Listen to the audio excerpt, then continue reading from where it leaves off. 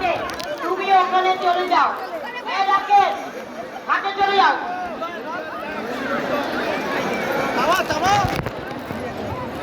মনিরাটি শিকদার, তোমার ভাই জগন্নাথ মন্দিরে দাঁড়িয়ে আছে।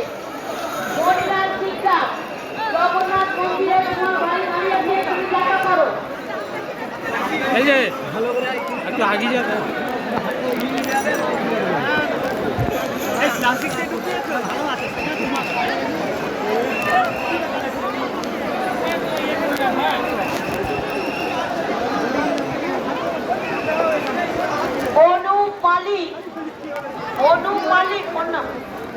অনু মালিক দাঁড়িয়ে আছে ঘাটের বাঁদিকে।